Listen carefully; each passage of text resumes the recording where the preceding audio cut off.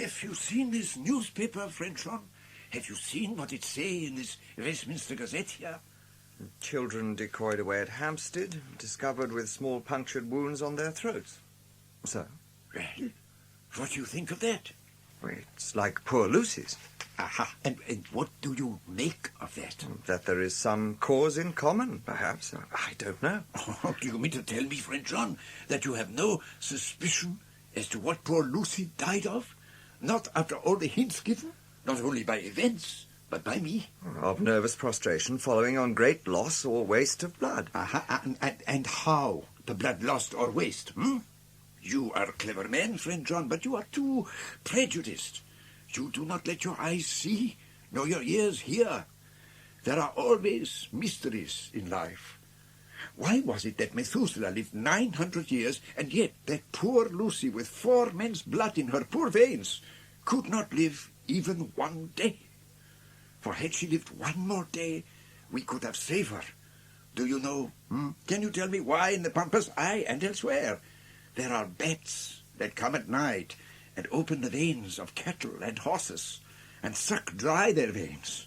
How in some islands of the western seas there are bats which hang on the trees all night, and then in the morning are found dead men, white, even as Miss Lucy was.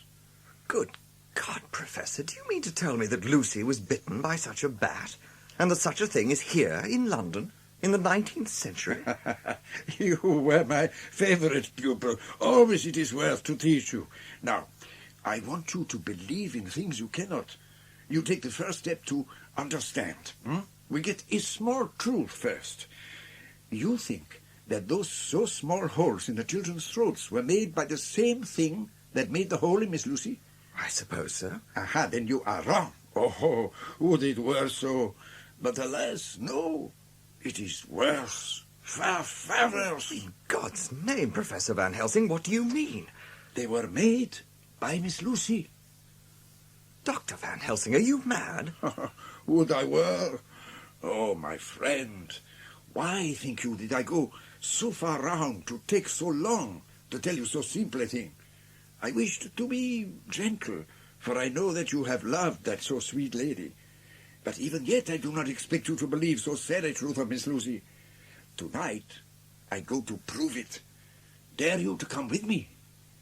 Yes, but where and how, in God's name? First, we go to see that child in hospital. Dr. Vincent is friend of mine.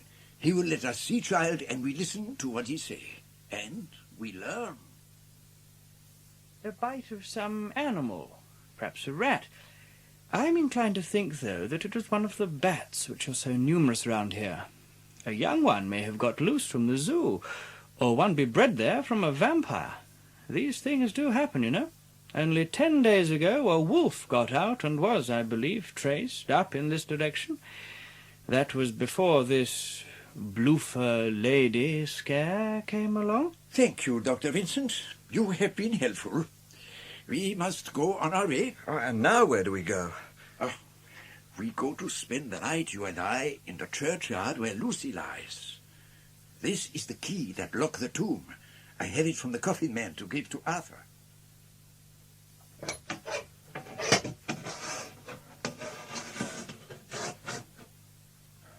What are you going to do? To open the coffin. You shall see. Oh, my Now, are you convinced? It's empty. Lucy's body isn't there. So, and how do you account for it not being there? Perhaps a body snatcher has stolen it. Well, we must have more proof. Now, come with me out into the churchyard, and we will watch what we see.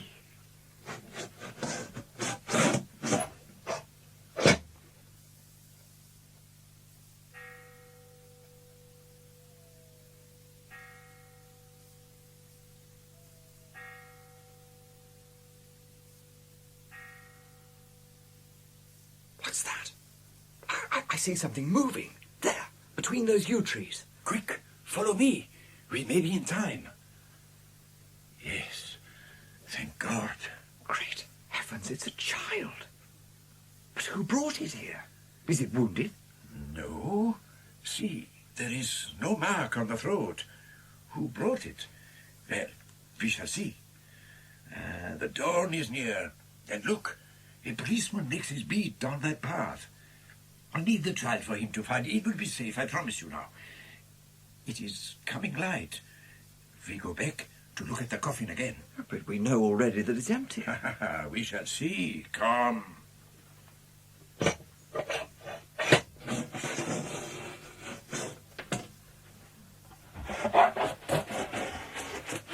My God, it's Lucy. Is this a juggle or what? You are convinced now, friend John? See, these teeth, they are sharper than before. With these, the little children can be bitten. She has been dead 1 week, and you can see the lips are red, the cheeks, they have bloom. Most peoples in that time would not look so. Here is some dual life that is not as the common. She was bitten by the vampire when she was in trance, sleepwalking. Oh, you start. You do not know that, friend John, but you shall know it all later. And in trance could he best come to take more blood. In trance she died, and in trance she is undead too. So it is that she differ from all other. Usually when the undead sleep at home, their face show what they are. But this, so sweet that was when she not undead, she go back to the nothings of the common dead. There is no malign there, see. And so it make hard that I must kill her in her sleep. But how will you do such bloody work? I shall cut off her head and fill her mouth with garlic, and I shall drive a stake through her body. If I did simply follow my inclining, I would do now at this moment what is to be done. But there are other things to follow. She have yet no life taken, though that is but question of time. And then we may have to want Arthur, and how shall we tell him of this? He, poor fellow, must have 1 hour that will make the very face of heaven grow black to him. Then we can act for good all round and send him peace. But you, friend John, you who have now seen, you must help me persuade him to come here with us to the tomb again when we cut off the head of Miss Lucy, so that she be undead no longer. I am with you, Professor. Good, good. Now, we have made a small progress. So I fix some things to seal the door of the tomb, so Miss Lucy shall not leave it tonight. Garlic and crucifix, they will prevent her coming out, so that on the morrow night she may be more eager. From Miss Lucy I have no fear, but that other, oh, he is cunning. He have fooled us when he played with us for Miss Lucy's life, and we lost. He have always in his hand the strength of 20 men. Then he can summon his wolf, and I know not what. But it may be that he will not attempt this place. Now, in case anything should happen to me, take all the papers, the diaries of Harker and the rest, read them, and then find this great undead, and cut off his head, and burn his heart or drive a stake through it, so that the world may rest from him.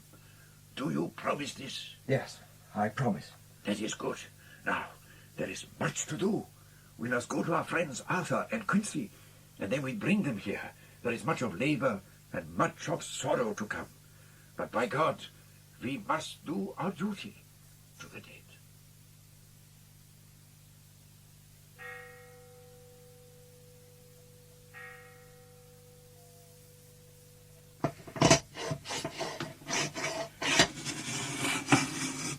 Now, friend John, you were here with me yesterday. Was the body of Miss Lucy in that coffin? It was. You hear, Lord Arthur, and yet you do not believe with me.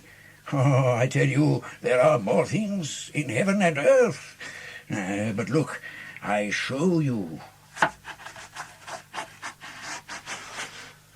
It's empty.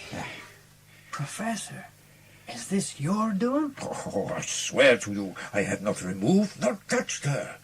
My friend Stuart and I came here at night and found the coffin empty. We waited and saw something white come through the trees. Then, becoming daytime, and she lay here. Then I came here before sundown, for at sundown the undead can move. But I saw nothing because I had laid garlic round those doors, which the undead cannot bear. Tonight before sundown I take away my garlic, and so it is we find this coffin empty. So far, much that is strange. But now you wait with me outside, and things much stranger are yet to be.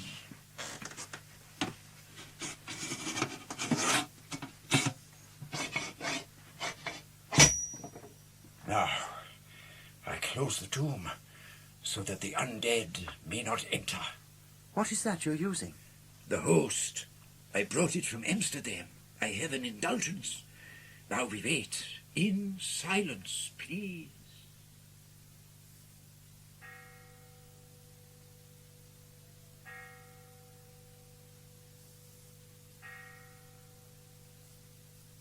Shh. Look, there.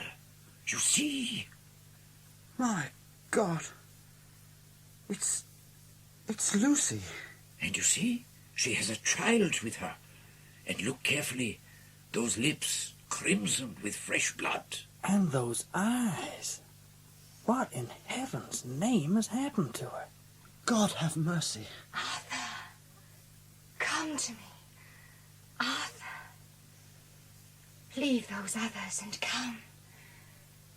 My arms are hungry for you. Come, my husband. Come, and we can rest together. Back! Back, I say, in the name of the Holy One. Now am I to proceed in my work? Answer me, my friends. Do what you have to do. Do it! There can be no horror like this anymore. So, then we open a chink in the door of this tomb, just for her to pass through. But how did she get through that crack? It's not big enough for a mouse, never mind a woman. Ha ha, my friend, she's no longer a complete body like you and me, like Arthur and friend John here. Come, my friends, we can do no more till tomorrow. This little one here is not much harm, and by tomorrow he will be well. We leave him where police will find him as before, and then for us, home. My friend Arthur, you have had sore trial, but it was necessary. Tomorrow, please God, you will drink of the sweet waters. No longer mourn. Come. We return tomorrow to finish the work.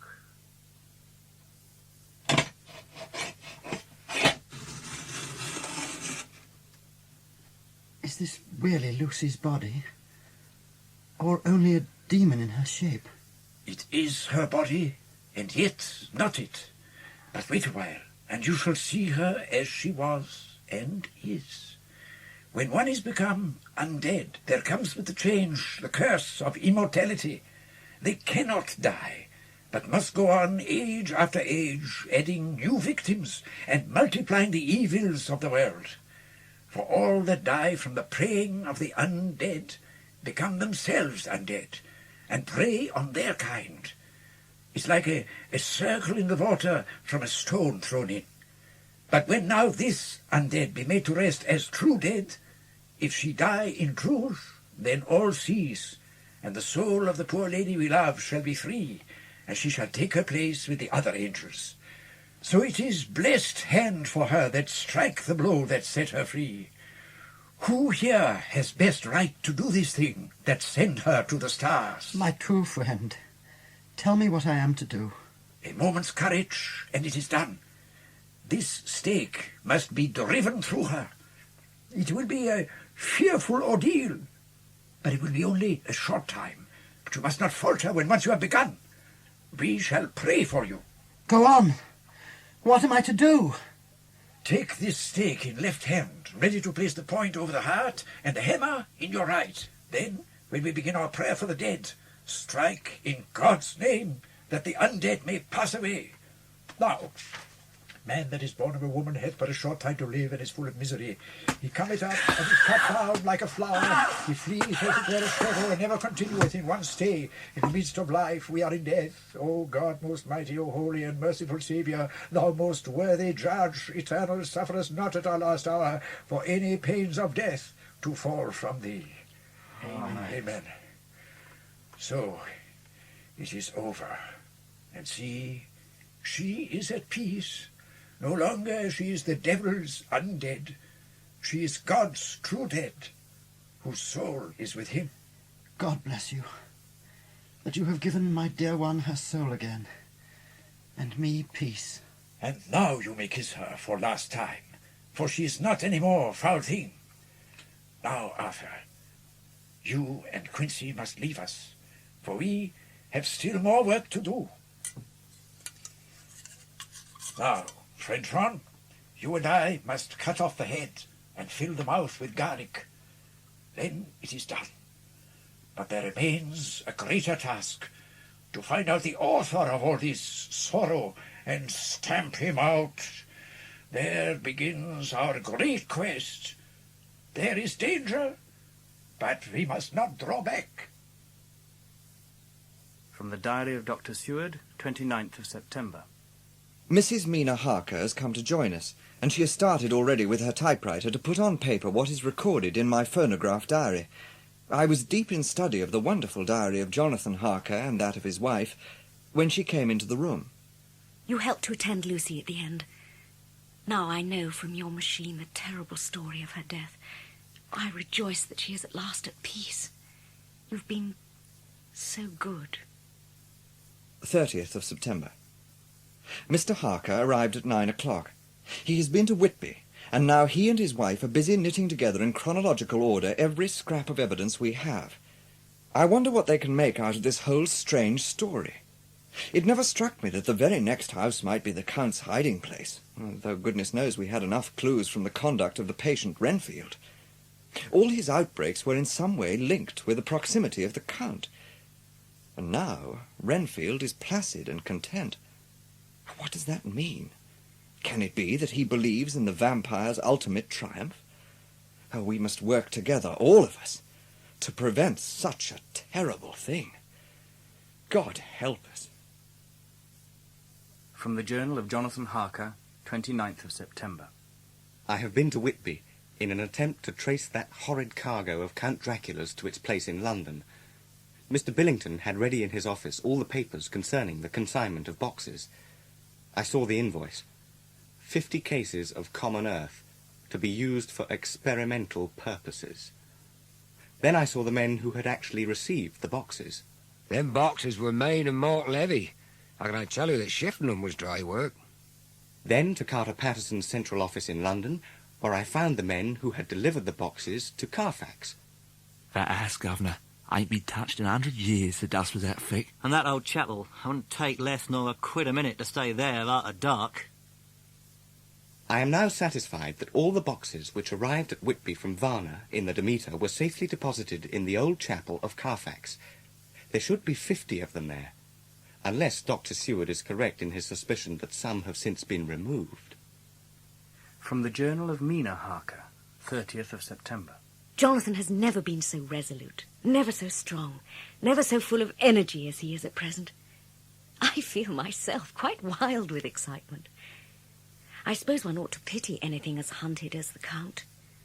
But he's not human or even a beast. Lord Godalming and Mr. Morris arrived. I gave them copies of all the papers and diaries I had typewritten. Lord Godalming was evidently distressed by the painful recollections of what had passed. I know you loved my poor Lucy, and you people are all so good and kind. All I can do now is to try and help you. Later in the day, Dr. Seward allowed me to see his patient, Mr. Renfield. When we came to his room, he was busy swallowing flies and spiders that he had in boxes. You're not the girl the doctor wanted to marry, are you? No, you can't be, for she's dead. Oh, no, I have a husband of my own, to whom I was married before I ever met Dr. Seward. I am Mrs. Harker. What are you doing here? My husband and I are visiting Dr. Seward. And don't stay. Our doctor here is loved by his friends and by his patients. But he can tell you that on one occasion I actually tried to kill him to strengthen my vital powers by the assimilation of his blood. Relying, of course, upon the scriptural phrase, "The blood is the life." Do not stay here, Mrs. Harker. I have to go to the station to meet Dr. Van Helsing. It is time we should leave. Goodbye, Mr. Renfield. And I hope I may see you again in circumstances more pleasant to yourself. Goodbye, my dear. I pray God I may never see your sweet face again. May he bless and keep you. After dinner, we met in Dr. Seward's study. All of us have read all the papers which Jonathan and I had put in order up to the present moment. And now we must arrange our plan of battle with this terrible and mysterious foe. Dr. Van Helsing presided over our little committee. We are all acquainted, I think, with the facts that are in these papers. Certainly. Now, had I known at the first what now I know, had I known that the Count Dracula had purchased the house, the very next one to my friend John, then we might have reached him in time to save poor Lucy. However, we shall not think of that now, my good friends, but go on our way to the end. I must tell you something of the kind of enemy with which we have to deal. Then we can take our measures according. There are such beings as vampires. There is evidence that they exist. Oh, to speak of horrors, this vampire which is amongst us is of himself so strong in person as 20 men. He is of cunning more than mortal. For his cunning be the growth of ages. He hath still the aids of necromancy, and all the dead that he can come nigh to are for him at command. He is devil in callous, and the heart of him is not. He can, within limitations, appear at will, when and where, and in any of the forms that are to him. He can, within his range, direct the elements, the storm, the fog, the thunder. He can command all the meaner things, the rat and the owl and the bat, the moth and the fox and the wolf. He can grow and become small, and he can at times vanish and come unknown. How, then, are we to begin our strife to destroy him? How shall we find his lair? And having found it, how can we destroy? My friends, this is much. It is a terrible task that we undertake, for if we fail in this our fight, he must surely win. And then where end we? It is that we become as him, that we henceforward become foul things of the night like him, without heart or conscience, preying on the bodies and the souls of those we love best. But we must do good against evil. I'm with you for Lucy's sake, if for no other reason. Count me in, Professor. I answer for Mina and myself. We are with you. Well, you know what we have to contend against. But we are not without strength. The vampire can only flourish when he's fed on the blood of the living. He throws no shadow. He does not reflect in glass. He can change into wolf, into bat, into dust in moonlight. He can come in mist, which he creates. He can do all these things. But he is prisoner. His power ceases, as does that of all evil things, at coming of day. There are things which afflict him, as the garlic and the crucifix. Thus, when we find the habitation of this man that was, we can confine him to his coffin and destroy him, if we obey what we know. We know from inquiry of Jonathan that there came from his castle to Whitby 50 boxes of earth. These we must trace and capture or kill this monster in his lair, or sterilize the earth, so he can seek safety in it no more. Come, my friends, we have work to do. We must take the current when it serves. From the Diary of Dr. Seward, 1st of October, 4 a.m. An urgent message was brought to me from Renfield, asking that I would see him at once. I've never seen him so eager, sir. If you don't see him soon, he'll have one of his violent fits. All right, I'll come now. Now, what is it you want with me at this time of the morning? I want you to release me from this asylum and send me home. That is impossible. Let me entreat you, Dr. Seward, or let me implore you to let me out of this house at once. Send me away how you will and where you will. Send keepers with me, with whips and chains. Let them take me in a straight waistcoat, manacled and leg-ironed, even to a jail, but let me go out of this. You don't know what you're doing by keeping me here. I'm speaking from the depths of my heart. For the sake of the Almighty, take me out of this and save my soul from guilt. Can't you hear me, man? Can't you understand? Will you never learn? Do you know that I am sane and earnest now, that I am no lunatic in a mad fit, but a sane man fighting for his soul? Oh, hear me. Let me go. Let me go. Come, no more of this. Get to your bed and try to behave more discreetly. You will, I trust, Dr. Seward. Do me the justice to bear in mind later on that I did what I could to convince you tonight. From the Journal of Jonathan Harker, 1st of October. At 5 a.m. the search party set out. Mina has consented to hold back and let us men do the work. There were 5 of us. Myself, Quincy Morris, Jack Seward, Arthur and Van Helsing. My friends, we are going into a terrible danger, and we need arms of many kinds. Our enemy is not merely spiritual. Remember that he has the strength of 20 men, and that though our necks or our windpipes are of the common kind, and therefore breakable or crushable, his is not amenable to mere strength. We must therefore guard ourselves from his touch. Keep this silver crucifix near your heart, and put these flowers round your neck. Now, where are the skeleton keys, so that we can open the door and not break house by the window?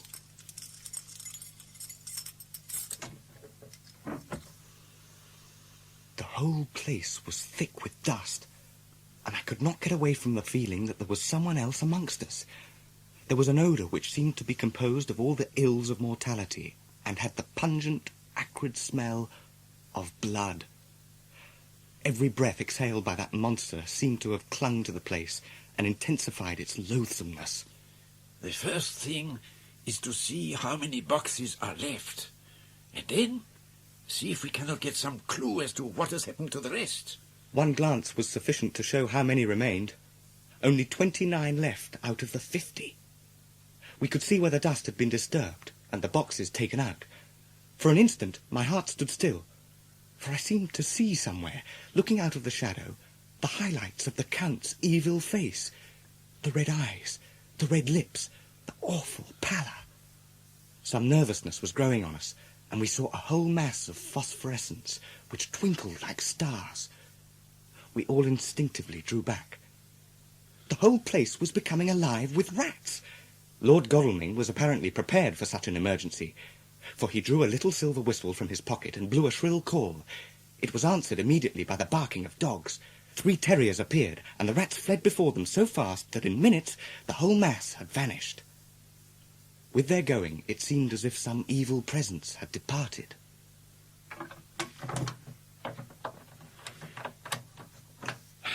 Well, my friends, so far our night has been eminently successful. No harm has come to us such as I feared might be, and we have ascertained how many boxes are missing. One lesson, too, we have learnt, that the brute beasts which are to the Count's command are yet themselves not amenable to his spiritual power.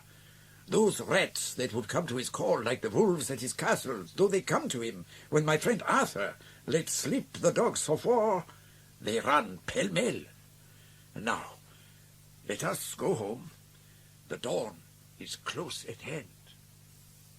When I got home, I found Mina asleep, breathing so softly and looking paler than usual.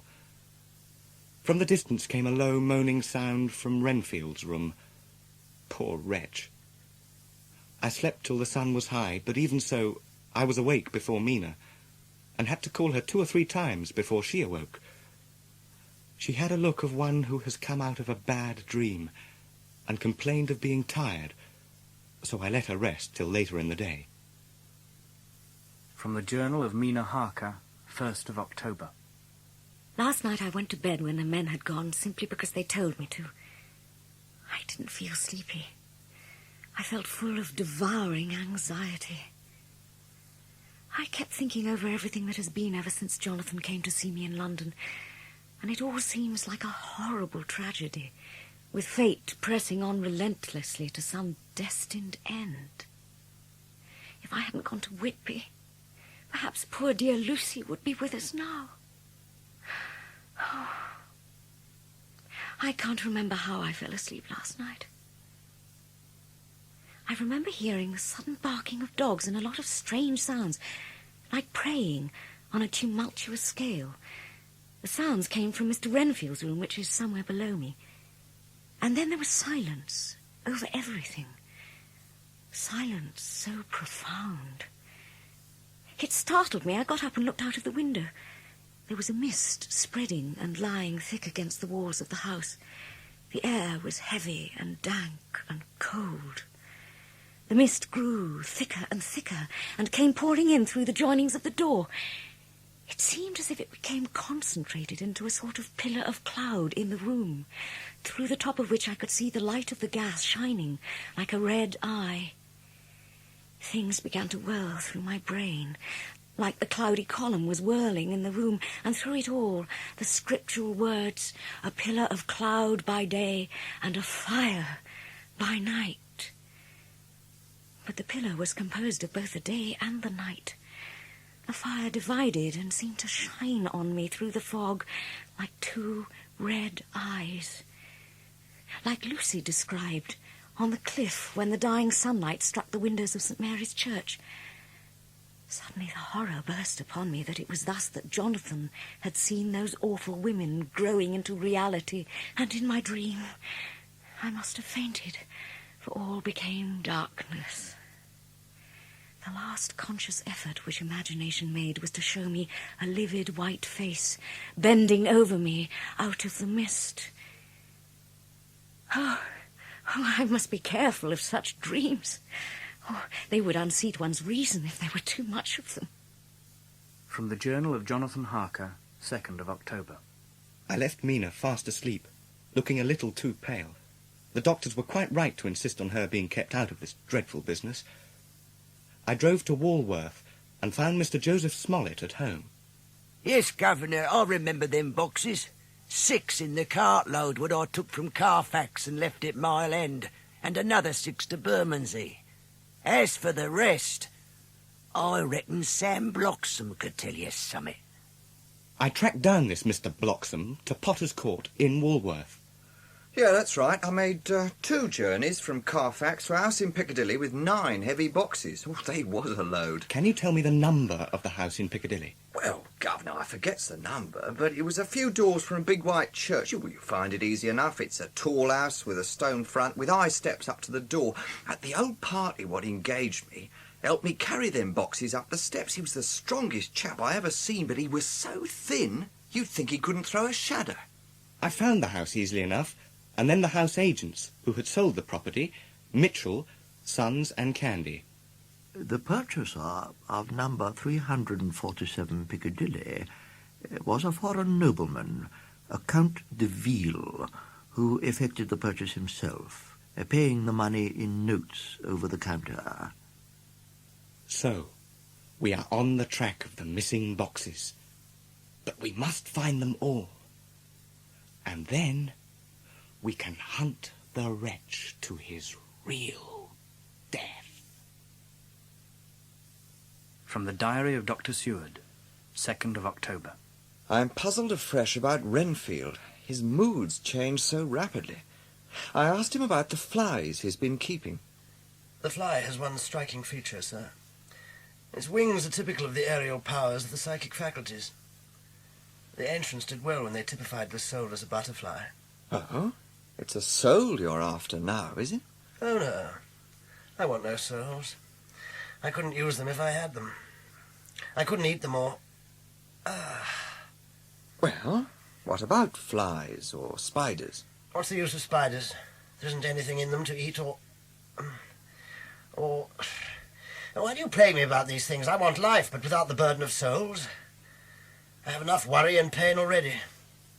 Later, I went round to Van Helsing and told him my suspicions about Renfield. He will not mention drinking and looks to acquire some higher life. I am afraid the Count has been to him and there is some new scheme of terror afoot. There is no time to lose. We must sterilize all the imported earth between sunrise and sunset, when the Count is at his weakest. I wonder about Renfield. Perhaps the coming destruction of the Count may be carried to him in some subtle way.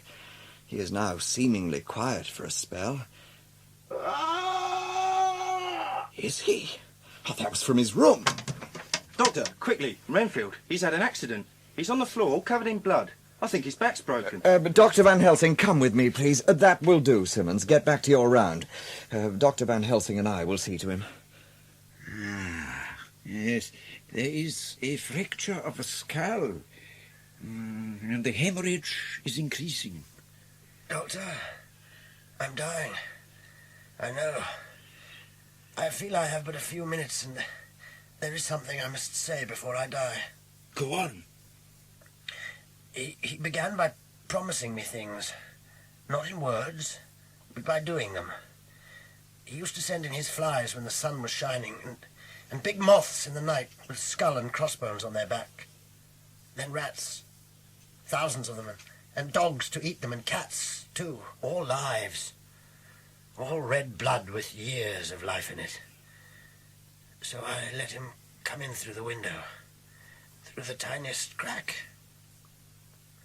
Would you wet my lips with some brandy, please? The brandy, quick. Now, let him go on. No, do not interrupt. He may lose the thread.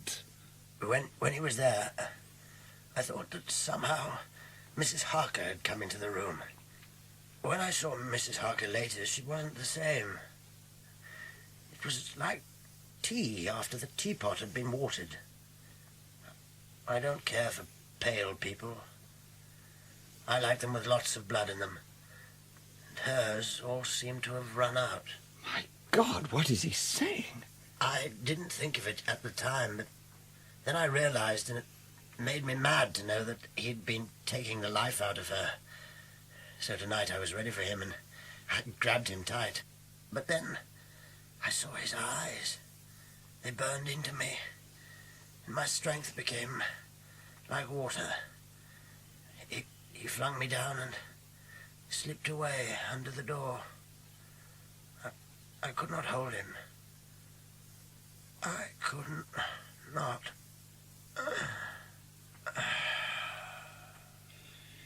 Well, we know the worst now. He's here, and we know his purpose. Alas, that dear Mina should suffer. Now, quickly, we must rouse Arthur and Quincy. Arm ourselves as before with the crucifixes. But let us lose no time. It may not be too late.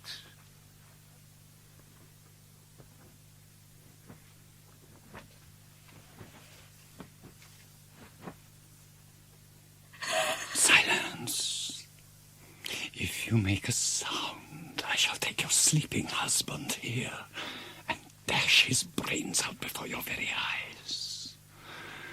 Now, a little refreshment to reward my exertions. You may as well be quiet. It is not the first time or the second that your veins have appeased my thirst.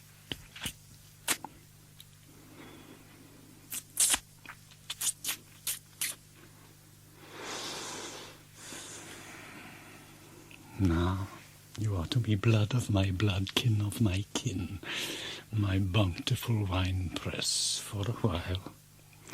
Later you shall be my companion and my helper. Those men who love you best, they shall know what it is to cross my path. I have commanded nations and fought for them against the Turk over the great river, hundreds of years before they were born. They shall know what it is to try and hunt the great Dracula. They shall be punished, as you are to be punished for what you have done. You shall cross land or sea to do my bidding. Now come. Put your mouth to my breast. Here. Here, where my blood now flows. Drink. Drink. Oh, God. Betty.